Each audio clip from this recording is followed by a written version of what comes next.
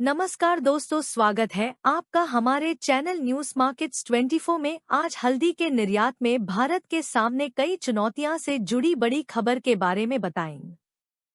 भारत हल्दी के अंतर्राष्ट्रीय निर्यात बाजार में 62% से अधिक हिस्सेदारी के साथ अपना दबदबा बनाए हुए है।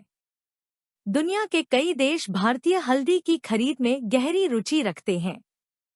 हालांकि इस शानदार सफलता को बरकरार रखने के लिए भारत के सामने कई चुनौतियां और बाधाएं हैं, जिन्हें दूर करना जरूरी है।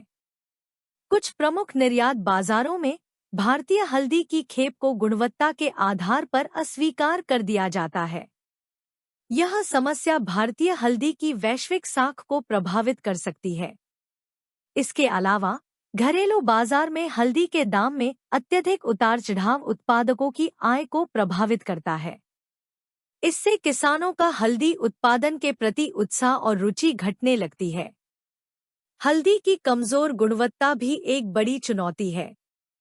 निम्न गुणवत्ता के कारण इसका निर्यात करना मुश्किल हो जाता है, जिससे भारत के हल्दी निर्यात को झटका लग सकता है।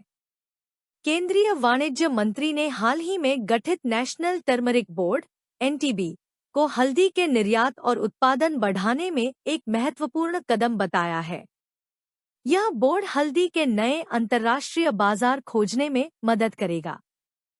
देश में हल्दी की पैदावार और गुणवत्ता सुधारने के लिए भी यह प्रयासरत रहेगा। अगले 5 वर्षों में भारत का वार्षिक हल्दी उत्पादन बढ़ाकर 20 लाख टन तक पहुंचाने का लक्ष्य रखा गया है। राष्ट्रीय हल्दी बोर्ड के गठन की अधिसूचना अक्टूबर 2024 में जारी की गई थी। इसका मुख्यालय तेलंगाना के निजामाबाद में स्थापित किया गया है, जो हल्दी व्यापार का प्रमुख केंद्र है। यह बोर्ड हल्दी क्षेत्र के विकास, विस्तार और निर्यात को बढ़ावा देने पर विशेष ध्यान देगा। भारत दुनिया में हल्दी का सबसे बड़ा उत्पादक, उपभोक्ता और निर्यातक देश है। वित्त वर्ष 2022 से 23 में भारत में लगभग 3.20 लाख हेक्टेयर क्षेत्र में हल्दी की खेती हुई थी, जिससे 11.60 लाख टन उत्पादन हुआ।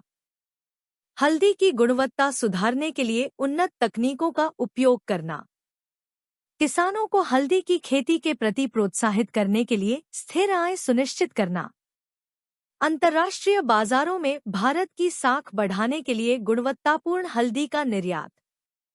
हालांकि भारत हल्दी निर्यात में अग्रणी है, लेकिन इस स्थान को बनाए रखना आसान नहीं है।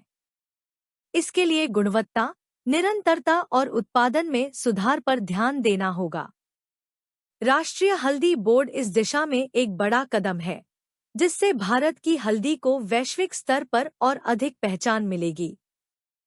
भारत के किसानों और निर्यातकों के लिए यह एक नई शुरुआत है, जो न केवल उनके जीवन को समृद्ध बनाएगी बल्कि भारत की अर्थव्यवस्था को भी मजबूती प्रदान करेगी।